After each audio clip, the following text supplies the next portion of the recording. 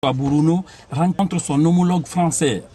Au centre de ce tête-à-tête entre les deux ministres, le projet d'appui au perfectionnement de l'administration publique. Un programme de modernisation de l'administration guinéenne financé par le gouvernement de l'Hexagone à travers l'Agence française de développement AFD exécuté par Expertise France. Le projet au cœur de cette rencontre entre Faya François Bruno et Laurent Massangeli, ministre de l'Action publique, de la fonction publique et de la simplification, a pour objectif de renforcer l'administration guinéenne en améliorant la qualité et les compétences de ses agents en dotant celle-ci d'un organisme de formation continue, durable et performant. Dans un programme de refondation et de rectification institutionnelle, ce séjour en France du ministre guinéen de la fonction publique et du travail va permettre en outre, dans un environnement marqué par plusieurs recrutements de nouveaux agents à la fonction publique, d'inculquer à ces jeunes cadres de l'administration des valeurs du service public et de l'intérêt général tout en leur permettant d'améliorer leurs capacités techniques et opérationnelles. Comme annoncé dans les titres à Kampala, c'est en Ouganda se tient actuellement les travaux de la 11e session du Forum régional africain pour le développement durable. Mais avant l'ouverture des travaux, des rencontres sont initiées pour plus de visibilité sur les questions de développement durable. La ministre guinéenne de la Pêche et de l'économie maritime s'est exprimée par visioconférence. Elle a présenté la politique de gestion des ODD en Guinée ainsi que le potentiel halieutique très riche de notre pays. Algassi Mouba est notre envoyé spécial depuis Kampala. Ce forum qui s'inscrit dans la dynamique de l'agenda 2030 des Nations Unies et de l'agenda 2063 de l'Union africaine réunit de nombreux responsables politiques, experts, acteurs de la société civile et partenaires techniques et financiers à Kampala en Ouganda. Parallèlement à ce rendez-vous africain, des différents panels sont organisés. Des échanges qui permettent à plusieurs pays de partager leurs politiques, leurs innovations, leurs défis ou encore leurs solutions concrètes. Cela dans le but de protéger les océans, les mers et les ressources marines des différents pays africains. Le secteur de la pêche et de l'aquaculture constitue un pilier majeur de notre économie et un levier direct de notre souveraineté alimentaire. Il représente 4% du PIB, plus de 100 000 emplois directs. Face à ces défis, la Guinée a engagé sous la haute autorité de son Excellence, Monsieur le Président de la République, le général d'armée Mamadi Doumbouya, une série de réformes profondes pour faire de la gouvernance durable du secteur maritime un axe central de la refondation de notre pays. La Guinée, disposant d'un potentiel halieutique riche et varié, n'est pas en marge des effets du changement climatique. Cette plateforme d'échange et de coopération est une façon pour Fatima de présenter l'expérience guinéenne. Nous avons aménagé 3 aires maritimes protégées qui couvrent aujourd'hui plus de 15% de notre littoral et dont la gestion est communautaire et participative afin d'impliquer les populations riveraines dans les mécanismes de protection. Ce rendez-vous de donner et de recevoir est une occasion pour la Guinée de réaffirmer son engagement à coopérer avec les autres États africains, les organisations régionales et les partenaires internationaux afin de protéger la biodiversité marine et faire de l'économie bleue un véritable levier de transformation inclusive et durable. Dans l'actualité également, la tragédie avait suscité beaucoup d'indignation au sein de l'opinion publique. Le procès était très attendu dans le Nabaya ce mardi au tribunal de première instance de Kankan, délocalisé à la cour d'appel Bangali Traoré. 50 ans comparaissaient pour l'assassinat de Dame Adama Konaté. Les faits se sont déroulés en mars dernier au grand marché de Kankan. Toutes les parties étaient présentes ce mardi au procès. Au terme des débats, l'accusé reconnu coupable d'assassinat. Il est condamné à la réclusion criminelle à perpétuité avec une période de sûreté de 30 ans. Le compte rendu d'audience est signé de notre équipe basée dans la région Diamokaba, Toumani Sira Diallo. Dans les couloirs de la cour d'appel de Kankan, il est 10 heures et une journée longue s'annonce pour les magistrats. Dans la salle d'audience, le public est autorisé à suivre les débats. Sur la table, un seul dossier à examiner, l'affaire Adama Konaté, la dame poignardée à mort le 20 mars dernier. À la barre, l'accusé, la cinquantaine Bangali Traoré, chauffeur de profession, poursuivi pour assassinat. Après les premières interrogations, il reconnaît les faits et demande pardon à la famille de la victime et le peuple de Guinée. Après la réquisition du procureur de la République et des séances de plaidoirie, le tribunal prononce la peine et les dommages-intérêts. Après en avoir délibéré conformément à la loi sur l'action publique, déclare M. Bangali Traoré coupable d'assassinat. Pour la répression, le condamne à la réclusion criminelle à perpétuité assortie d'une période de sûreté de 30 ans. En conséquence, le condamne au paiement de la somme de 3 milliards de francs guinéens en faveur des héritiers de feu Adama Konaté. Ordonne la confiscation d'un couteau entassé de sang et d'une machette faisant objet du scellé numéro 017-2025 du 25 mars 2025. Après le verdict final, les parents de la victime se disent soulagés. Pour eux, la justice est rendue. Une victoire du parquet d'instance de Cancan qui exprime sa volonté de protéger les droits de l'homme. L'ambition de ce plan est de faire en sorte que la justice soit plus rapide, plus efficace et plus proche des citoyens. Je suis rassuré aujourd'hui avec cette décision rendue par le tribunal de première instance de Cancan. Les femmes de Guinée sont soulagées. Les larmes sont essuyées. La famille Konaté est également satisfaite, en ce sens où l'accusé a été condamné au paiement d'un montant allant de 3 milliards de francs guinéens au profit de la famille victime. Ça aussi, ça vaut soulagement. Donc en général, nous sommes vraiment contents.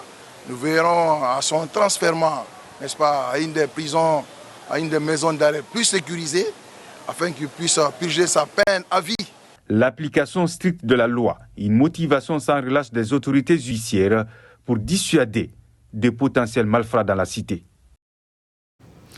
Dans le reste de l'actualité, redynamisation de la recherche agronomique en Guinée, la direction générale de l'Institut de recherche agronomique de Guinée, le Centre de coopération internationale à recherche agronomique pour le développement se concerte à Conakry au cœur des entretiens, le renforcement de la coopération entre ces deux entités. Marwan Kamara pour en savoir davantage. L'amélioration des compétences techniques du personnel de l'Institut de recherche agronomique de Guinée est un moyen stratégique pour accompagner les acteurs dans les différentes filières de production. Un mécanisme qui nécessite l'appui à l'organisation institutionnelle pour mieux renforcer la recherche agronomique. C'est dans ce registre que la Direction générale de l'Institut de recherche agronomique de Guinée, IRAG, a initié cette rencontre de partage d'expériences avec le CIRAD, Centre de coopération internationale en recherche agronomique pour le développement basé à Montpellier, en France. Il s'agissait de discuter avec le CIRAD basé à Montpellier sur les questions de collaboration, de partenariat dans le cadre du renforcement du personnel, de l'appui à la réorganisation institutionnelle. L'IRAG aujourd'hui, il y a un grand défi. Il faut vraiment renforcer le personnel. La plupart des jeunes chercheurs ou des jeunes qui travaillent à l'IRAG, c'est des jeunes qui n'ont pas de diplôme post-universitaire. Il faut les accompagner, à les former rapidement, ce qui va nous permettre de relancer la recherche. Au cours de ces conclaves, les principales activités réalisées de ces deux partenaires sont présentées. L'enjeu est de renforcer la collaboration entre ces deux entités dans le cadre de la redynamisation des recherches agronomiques en Guinée. Nous sommes des partenaires, donc nous avons chacun notre part du travail à faire et notamment de convaincre un certain nombre de responsables politiques, financiers, de la pertinence des propositions qu'on sera en mesure de leur faire, donc pour débloquer des ressources qui nous permettent d'avancer dans cette voie du renforcement de capacité de la recherche agronomique en Guinée. À travers ce partenariat, la Direction générale de l'Institut de recherche agronomique de Guinée compte relancer la dynamique du renforcement des capacités des ressources humaines afin de mieux répondre aux multiples attentes des producteurs. Au ministère du Commerce, Industrie et Petites et Moyennes Entreprises, les travailleurs apprennent les notions de base de la santé et sécurité au travail. Il est question de comment éviter désormais les accidents et les dommages au cours des activités. La formation a porté sur 3 modules, dont le secourisme au travail et le travail en hauteur. Abdul Karim Kamara. Devant les bureaux, scène inhabituelle pour ces cadres de l'administration publique. Casques vissés sur les têtes, la santé-sécurité au travail s'invite ce matin dans leur quotidien. L'initiative est portée par le ministère du Commerce, Industrie et PME à travers la Direction nationale des PME en collaboration avec le Centre des métiers industriels de Guinée. C'est une consolidation des aptitudes aux notions basiques du secourisme, de la sécurité incendie et du travail en hauteur. Dans un monde en constante évolution, où les risques professionnels sont de plus en plus nombreux et complexes, il est primordial de se doter des connaissances et des compétences nécessaires pour prévenir les accidents, les maladies professionnelles et les impacts négatifs sur l'environnement. Ce que nous pouvons conseiller à tous les Guinéens, c'est d'être au rendez-vous. Nous sommes aujourd'hui en train de parler de Simandou 2040. Donc je pense que c'est une occasion de former pour que ce soit valorisé le contenu local. L'essentiel porte sur les bons gestes à adopter pour secourir une personne en danger par noyade, saignement, hémorragie et étouffement, la connaissance des classes de feu, l'utilisation des extincteurs et des équipements de travail en hauteur. Vous le savez, lorsque nous prenons par exemple le secourisme au travail, il y a des cas d'urgence qui peuvent apparaître n'importe où et n'importe quand, dans nos lieux de travail et dans les ménages ou au niveau des routes. On peut y avoir partout des cas d'urgence où lorsque tu as des gestes qu'il faut, tu peux faire la différence en sauvant ici des vies. La ministre Dr Diaka Sidibé estime qu'au-delà de ces actions de prévention, d'information et de formation, c'est aussi une évaluation des risques professionnels sur chaque poste. Quand on parle d'industrialisation ou de commercialisation, il faut des cadres équipés, formés et outillés aussi à de nouvelles techniques. En tout cas, je me joins à tous mes cadres ici, à toutes mes félicitations aux récipiendaires. Cet apprentissage sur les fondamentaux de la santé-sécurité au travail a regroupé le personnel de la Direction nationale des PME et le représentant des directions générales et nationales du ministère du Commerce, Industrie et PME.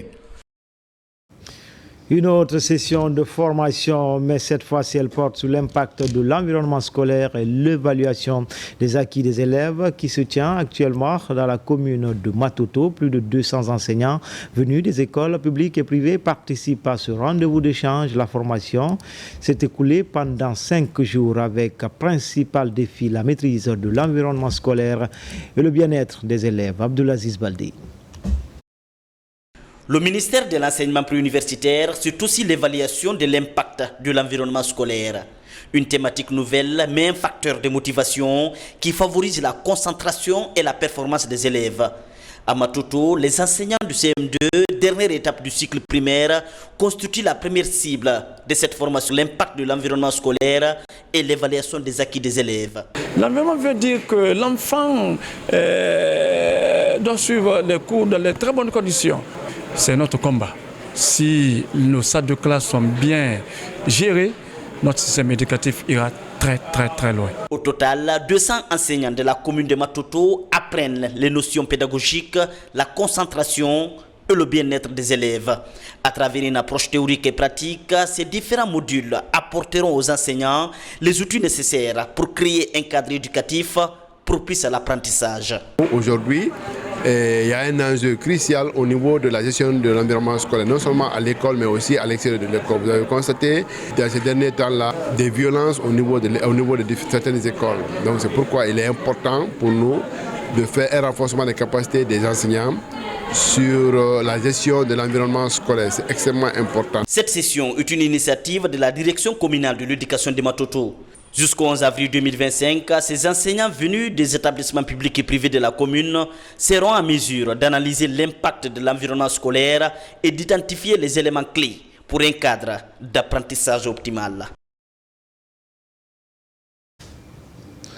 En province, le lycée amical Cabral de Macenta, frappé par une catastrophe naturelle, une tornade qui a presque ravagé tout sur son passage.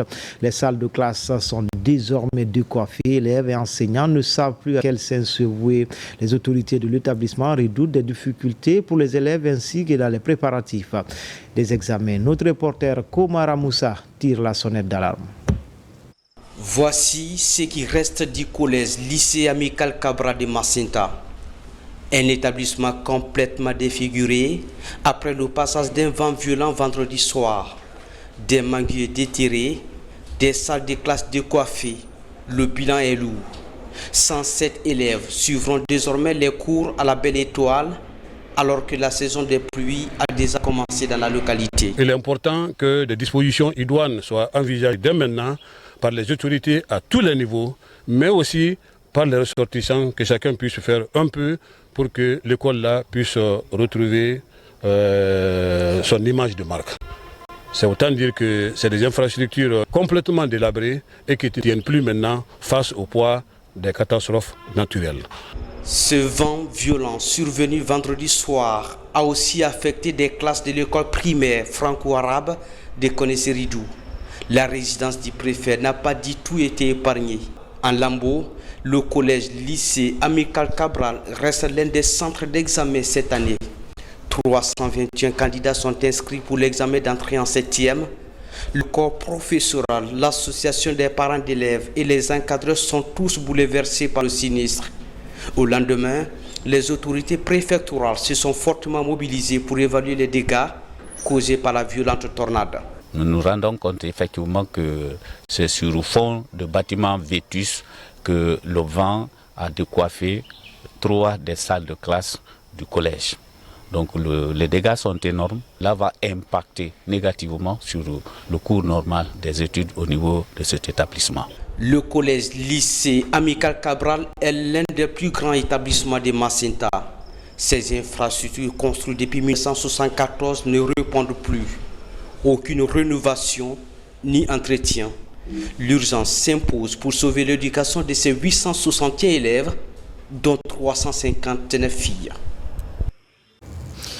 Ici à Conakry, plus précisément à Matoto, les premières pluies commencent déjà à donner du fil à retordre aux responsables de la délégation spéciale, le curage des caniveaux le long de l'autoroute Fidel Castro.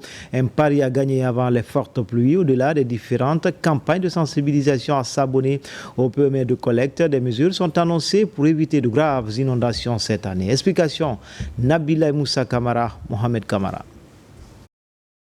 Pour éviter de nombreux dégâts causés par les inondations après les premières pluies de l'année, les autorités communales et les chefs de quartier, accompagnés des jeunes de Matoto, sensibilisent les populations à s'abonner au PME de collecte d'ordures. Les caniveaux et les espaces publics sont nettoyés pendant cette journée consacrée à l'assainissement général dans tout le pays. C'est nuitamment que ces caniveaux sont remplis d'ordures parce que certaines personnes refusent de faire leur abonnement avec les PME. Nous avons décidé aujourd'hui de procéder au curage de nos caniveaux afin de prévenir les inondations.